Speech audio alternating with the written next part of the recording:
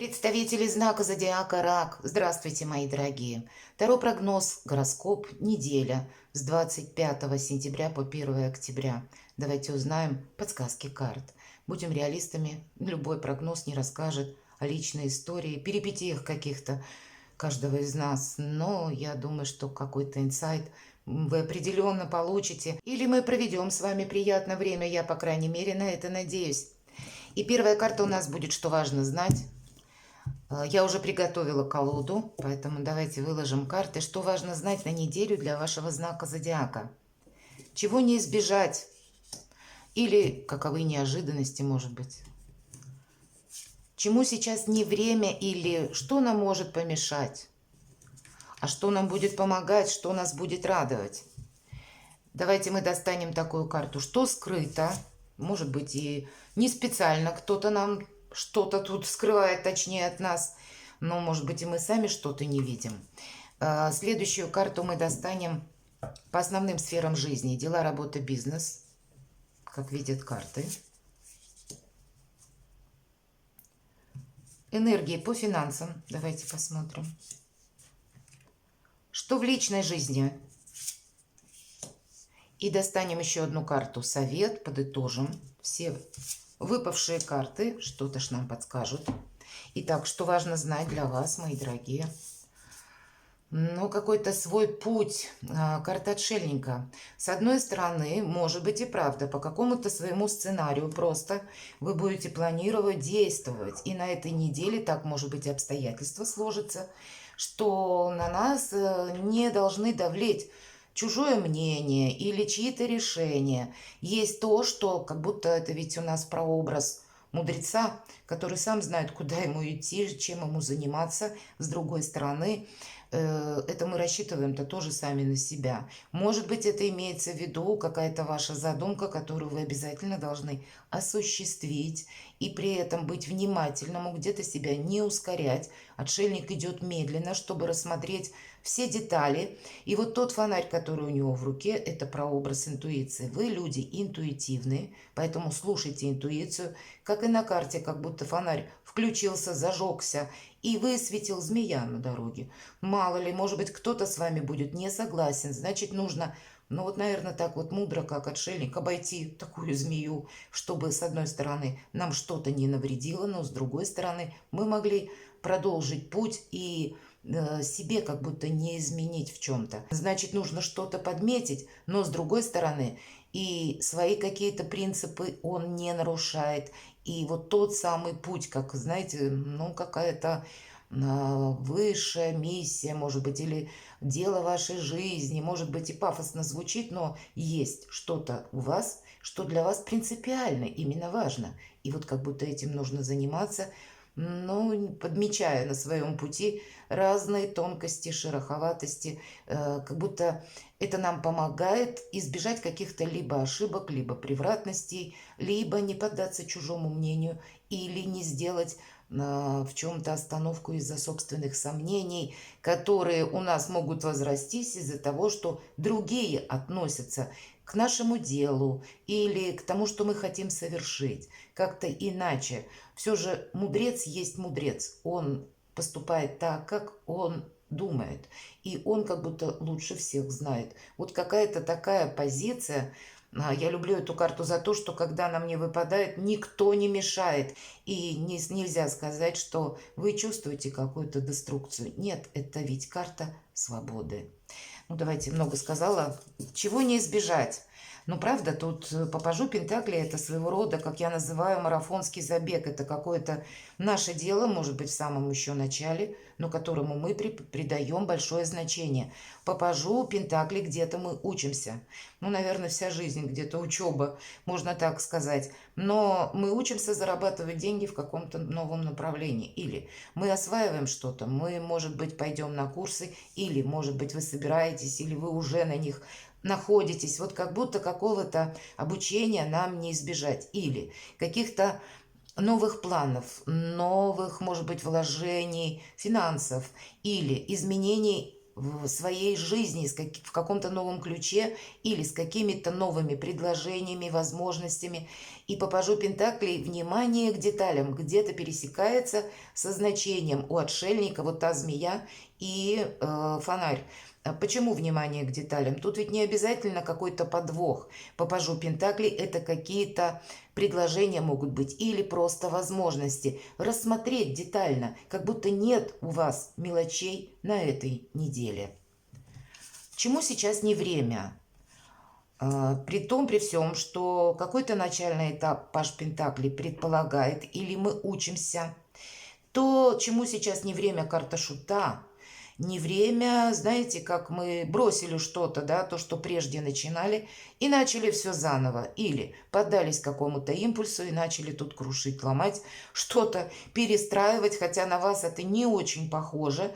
Но, наверное, вот значение импульса, когда мы можем поддаться ему, и, может быть, нас тут что-то вдохновит, и нам очень захочется этим заняться. Это прекрасно.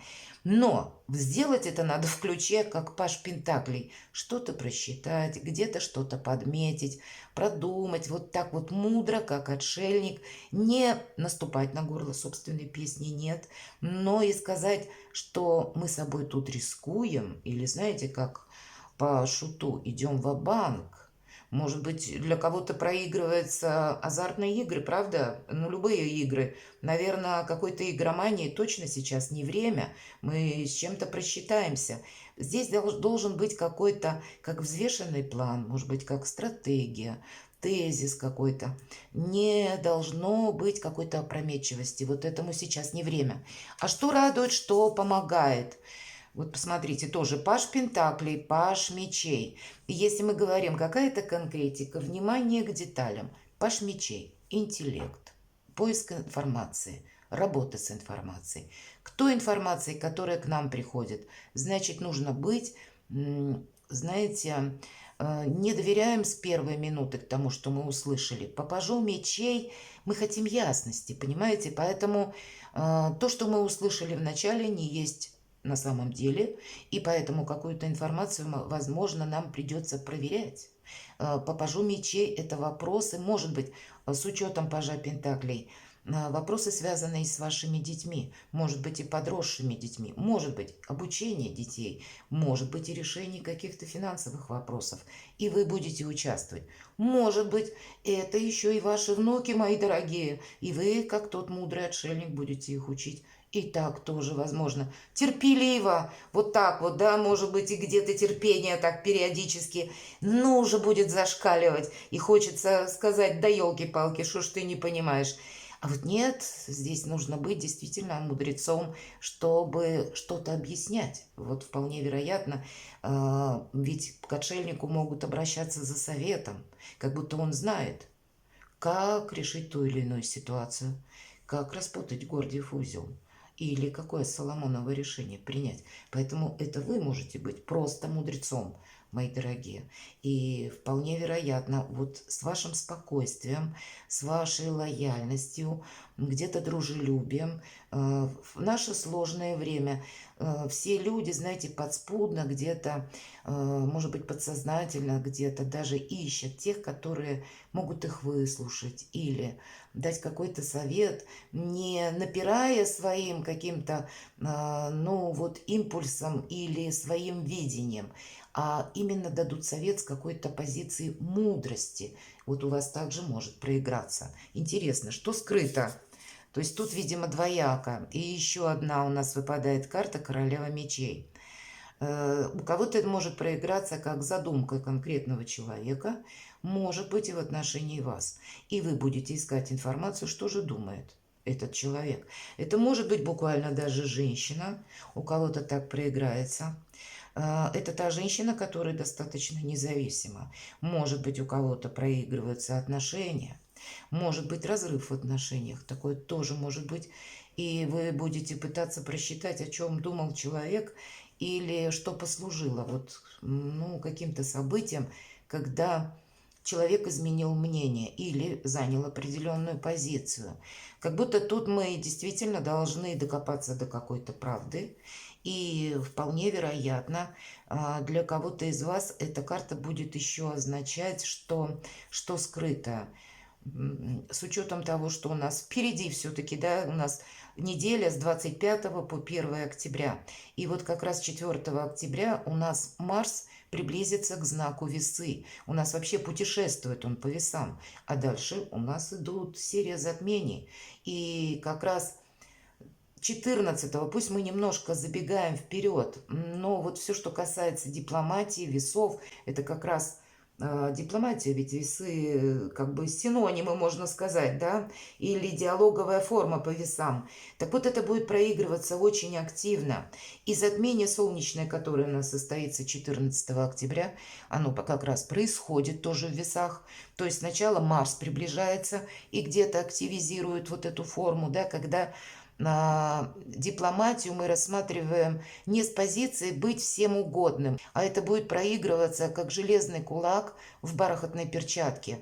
И у нас будет желание настоять на своем. Поэтому где-то нас вот эти все конфигурации могут на эмоциональном уровне или на интуитивном уровне подталкивать сделать какое-то важное решение.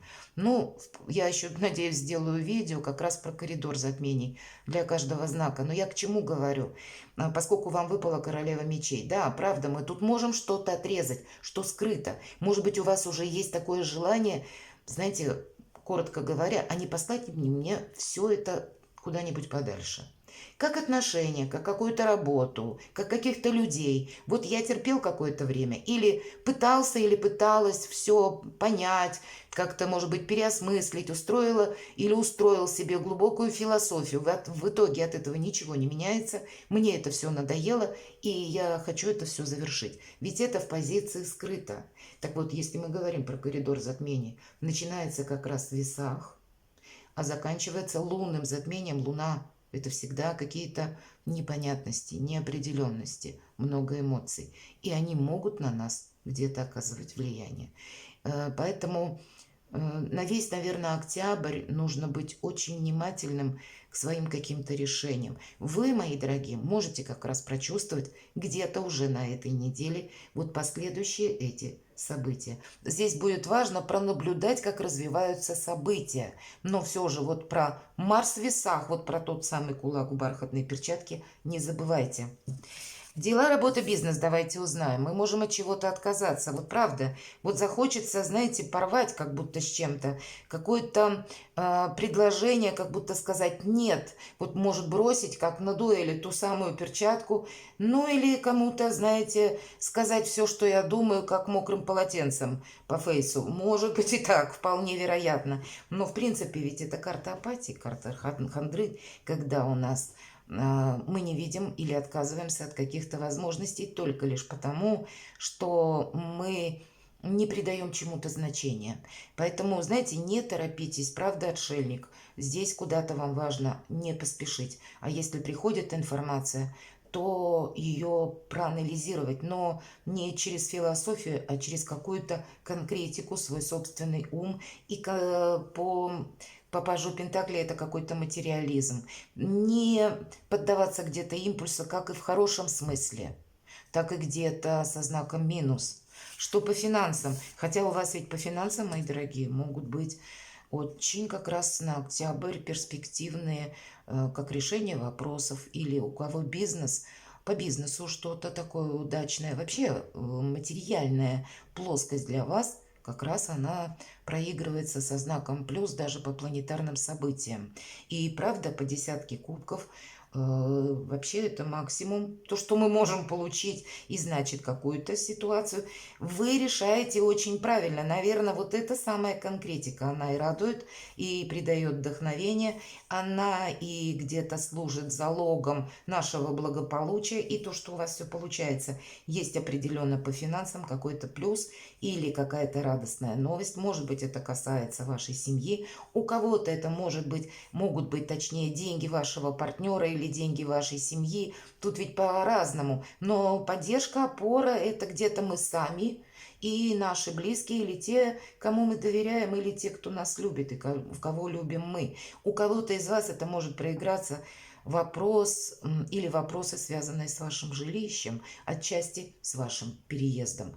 Давайте мы посмотрим, что в личной жизни карта Мир, правда, у кого-то переезд или поездка, или возможная поездка, или ваши дальнейшие планы на работу. Все же по карте Мир многогранность присутствует, весь мир у наших ног.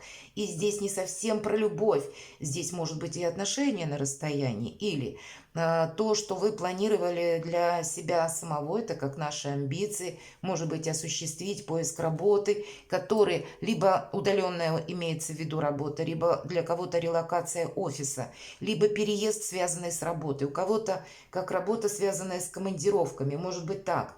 Не совсем здесь про какие-то нам говорят эмоции, но зато нам говорят про полноту чувств и про то, что у нас полный баланс. Вот посмотрите, десятка кубков, мы говорим, есть итог, по максимуму что-то. А еще и старший аркан, последний. Правда, какие-то итоги мы тут можем подводить, но по карте Мир ведь это гармония в душе. Значит, если есть какие-то непонятности, ну как-то вы с ними разберетесь. Вам быть мудрецом дважды придется, с учетом еще и карты Королевы Мечей. Давайте посмотрим совет от карт. По пажу жезлов есть желание что-то начать. Это энергия творчества, это энергия вдохновения, само по себе желание, когда мы хотим что-то осуществить. Если мы рассматриваем как карту совет, паж жезлов нам говорит, какой-то правда, либо новое дело, либо, может быть, новые обстоятельства в вашей жизни.